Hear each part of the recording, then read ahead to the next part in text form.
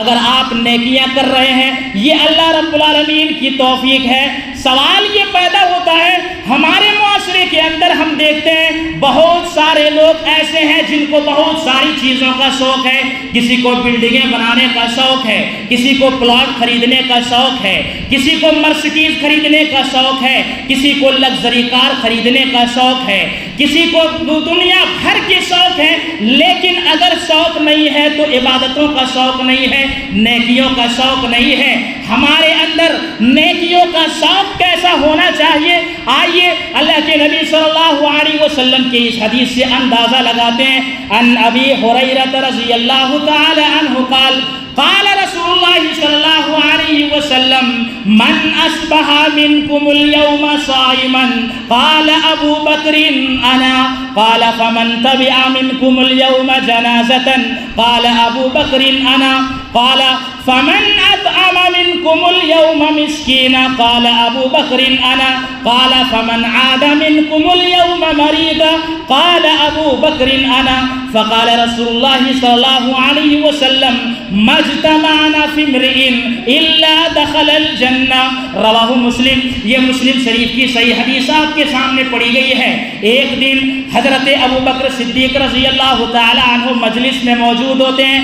اللہ کے نبی صلی اللہ علیہ وسلم اعلان کرتے ہیں۔ آپ نے اعلان کیا، کہا من اصبح منکم اليوم صائما، آج تم میں سے کون آدمی ہے جنہوں نے نفلی روزہ رکھا ہو؟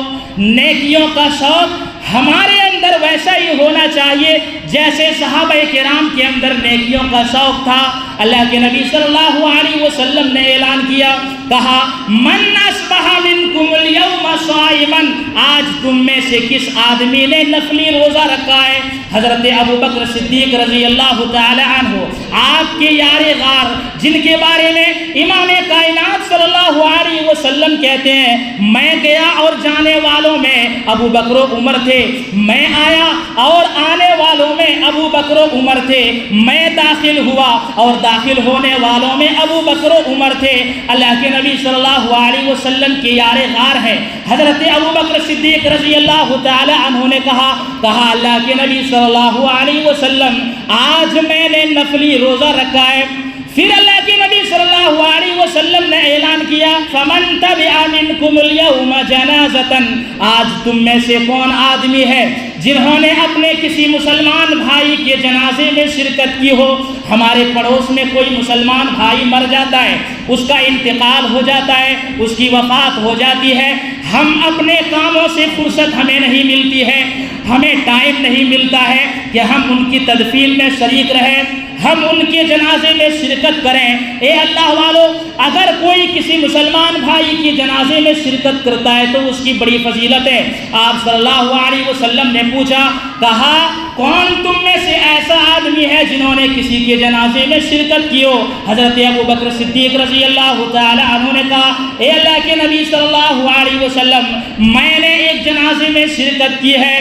پھر اللہ کے نبی صلی اللہ علیہ وسلم نے کہا فمن اطعم منکم اليوم مسکینا، آج تم میں سے کون آدمی ایسا ہے جنہوں نے کسی مسکین کو کھانا کھلایا ہو؟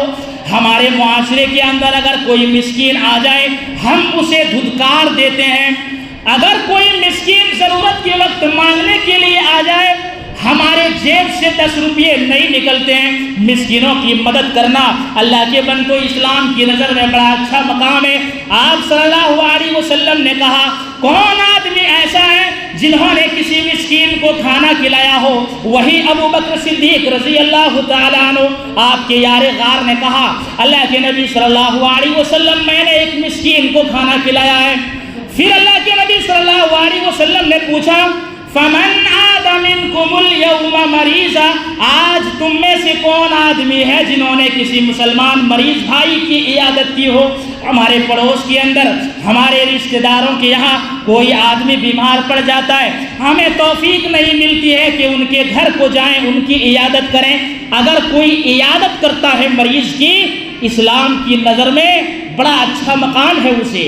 حدیث کے اندر آپ دیکھ رہے ہیں اللہ کے نبی صلی اللہ علیہ وسلم نے کتنے اعلان کیے؟ سبحان اللہ، ایک آدمی چاروں کام کو جمع کر لیے ہیں۔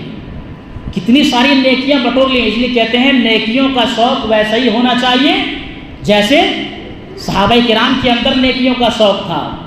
یہ بات جب اللہ کے نبی صلی اللہ علیہ وسلم نے سنی تو آپ نے کیا خوشخبری سنائی؟ کہا آپ صلی اللہ علیہ وسلم نے کہا مجتمعنا فی امرئ الا دخل الجنہ. یہ لے لو، آپ صلی اللہ علیہ وسلم کی مہر لگ گئی.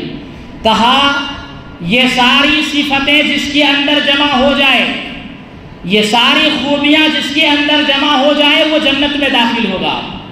مسلمانوں، اگر ہم چاہتے ہیں کہ جنت میں داخل ہوں تو نیکیوں کا شوق اپنے اندر اپنانا ہوگا. لیکن آج ہمیں دنیا داری سے فرصت نہیں ہے.